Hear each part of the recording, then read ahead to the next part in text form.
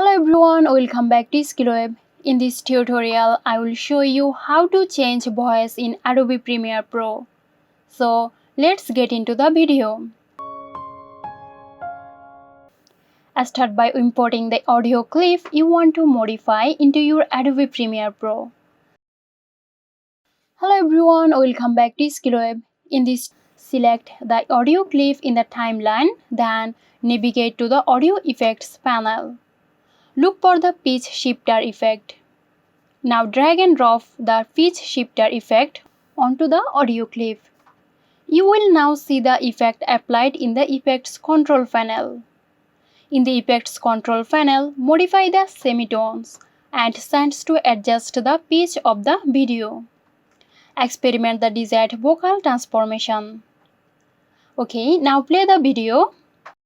Hello everyone, welcome back to SkillWeb. In this And as you see, the voice is now changed. So that's it. If you found this video helpful, give us a like and subscribe to our channel for more interesting videos.